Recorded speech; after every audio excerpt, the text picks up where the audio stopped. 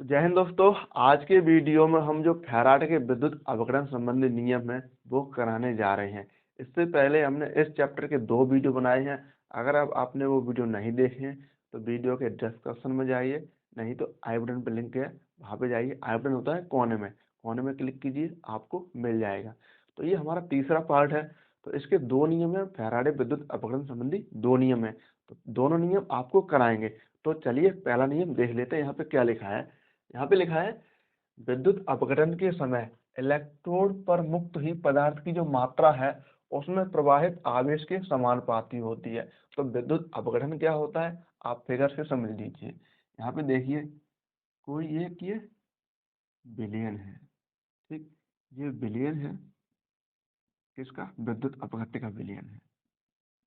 इसमें 2 छड़ें इसमें हमने डुबानी है, एक है एनोड और एक है कैथोड। तो एनोड पर होता है प्लस चार्ज और कैथोड पर होता है माइनस चार्ज। ठीक है, ये हो जाएगा एनोड और ये हो जाएगा आपका कैथोड। तो ये विद्युत अपघट्य का विलयन है। तो किसका है? यानी हम मान रहे हैं ये NaCl यानी नमक का विलयन है। तो जब इसमें हम धारा प्रवाहित करेंगे तो ये अपने आयनों में टूट जाएगा, मतलब Na प्लस और यहाँ पर Cl माइनस। तो ये अपने आयनों में टूटेगा। ठीक, इसे हम ऐसे लिख सकते हैं, NaCl ये भी हो सकता है और NaCl इधर भी टूट सकता है।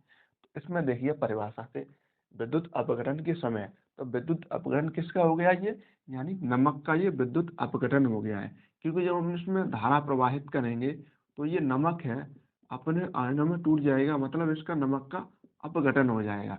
तो ये नमक का अपघटन हो गया। तो यहाँ पे लिखा है विद्युत अपघटन के समय इलेक्ट्रोड पर मुक्त होने वाली, यानी ये दोनों इलेक्ट्रोड है, एनोड और कैथोड दोनों इलेक्ट्रोड है। इन पर मुक्त होने वाली पदार्थ की जो मात्रा है, इसमें प्रवाहित आवेश, आवेश इसका मतलब क्या होता है? आवेश क्यू के समानुपाती होती है। कैसे? जहाँ पे देखिए W बराबर समानुपाती है, तो W प्रोपोर्शनल क्यू। इसमें W ये है प्रवाहित आवेश की मात्रा ग्राम में, तो समानुपाती Q माने आवेश। तो Q यहाँ पे क्या होता है? Q बराबर यहाँ पे IT होता है। I यहाँ पे धारा है और T है समय। तो यहाँ पे हो जाएगा W प्रोपोर्शनल यहाँ पर IT। तो ये फॉर्मूला एक ये वाला हो जाएगा। और यहाँ पे जब समानुपाती का चिन्ह हटाएंगे, कोई यहाँ पे हम नियतांक लेंगे, तो W बराबर ZIT। ये हमारा फाइनल फॉर्मूला होगा जो न्यूमेरिकल के लिए। अब यहाँ पे देखिए जो सिंबल है उनको लिखते हैं। यहाँ पे लिखेंगे जहाँ, W भी लिखेंगे हम, I Z और T। W क्या है? यहाँ पे उसमें पदार्थ की मात्रा है, पदार्थ की मात्रा, पदार्थ की मात्रा। ठीक, I यहाँ पे क्या है? I है धारा और T है समय, वो Z है विद्युत रासायनिक तुल्यांक है, विद्युत विद्युत रासायनिक तुल्यांक। ठीक है, और टी यहाँ पे क्या है?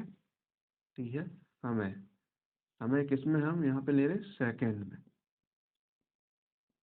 अब यहाँ पे हम मान ले रहे हैं, अगर और फॉर्मूला इसका हम बनाएं तो यहाँ पे लिखेंगे माना, माना जो आई है यानी धारा, धारा 1 एम्पियर तथा समय 1 सेकंड लेने पर,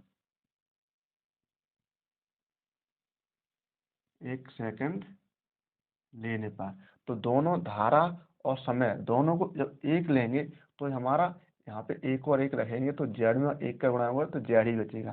तो यहाँ पर हो जाएगा डब्लू, डब्लू है जो जेड के बराबर हो जाएगा। तो ये वाला हमारा फार्मूला निकलेगा। जेड हमारा यहाँ पे क्या है? विद्युत रासायनिक तुल्यांक। तो ये हमारा प्रथम नियम हो गया है, आपको समझ में आ गया होगा। आप इसका स्क्रीनशॉट लीजिए, हम इस पर द्वितीय नियम कराने जा रहे हैं। चलिए आप द्वितीय नियम को समझ लेते हैं। द्वितीय नियम की परिभाषा पहले देख लीजिए, उसके बाद हम आपको समझा दे रहे हैं। तो द्वितीय नियम की परिभाषा क्या है, यहाँ पे लिखा है, यदि समान वैद्युत धारा समान समय के लिए भिन्न भिन्न वैद्युत अपघट्यों में प्रवाहित की जाए तो इलेक्ट्रोड पर मुक्त होने वाली जो पदार्थ की मात्रा है वो तुल्यांकी भारों के समानुपाती होगी। यहाँ पे मेन टॉपिक है ये तुल्यांकी भार। तो आपको जो हम फिगर से समझा रहे हैं, ये वाला जो और यानी डेफिनेशन है वो आपको समझा रहे हैं। भिन्न भिन्न वैद्युत अपघट, जैसे यहाँ पे 2 या 3 हम वैद्युत अपघट ले रहे हैं, ठीक है, 2 या 3, तो ये वैद्युत अपघट है।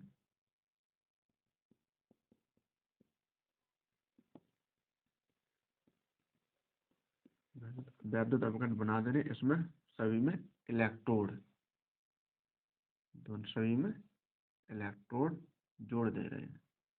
इलेक्ट्रोड रखेंगे एनोड और कैथोड,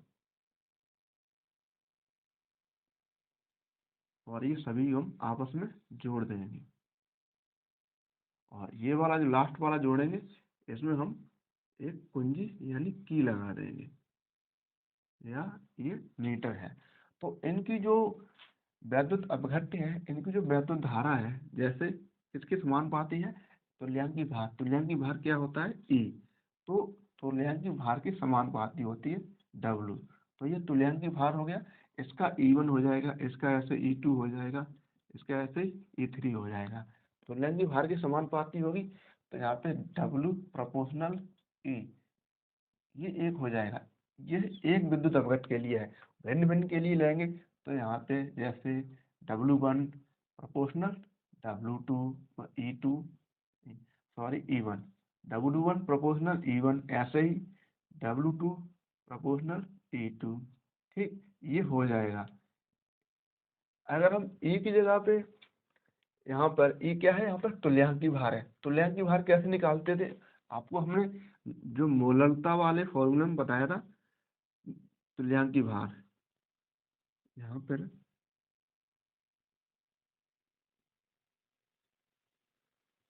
तुल्यांकी भार क्या था, ई था, ठीक है, जो हमने आपको पहले वाले चैप्टर में समझाया था। अब यहाँ पर अगर प्रोपोर्शनल का चिन्ह हटाएंगे तो नियतांक क्या लेंगे, जेड।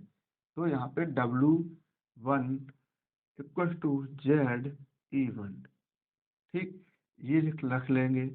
या हम यहाँ पर W2 इक्वल टू ZE2, अब दोनों को जब हम अनुपात में रखेंगे, इन दोनों को अनुपात में रखेंगे तो ऐसे लिख सकते हैं, W1 अपॉन W2 बराबर ZE1 अपॉन ZE2। जेड से जेड कट जाएगा, तो हमारा आगे जो बचेगा W1 upon W2 equal to E1 upon E2।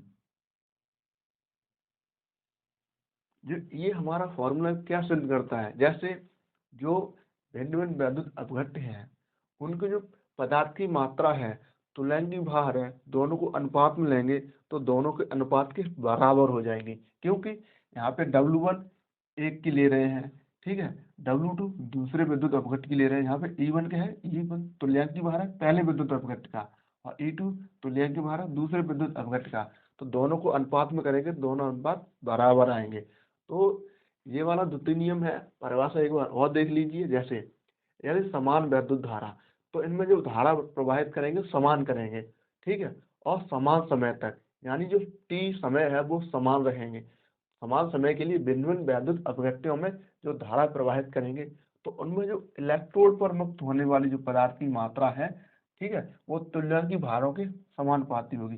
तुल्यांकी भार इसका E1 है, इसका E2 है, इसका E3 है, ठीक है। उम्मीद करता हूँ आपको ये अच्छे से समझ में आ गया होगा। तो आज के वीडियो में इतना ही रखते हैं, मिलते हैं एक और वीडियो के साथ।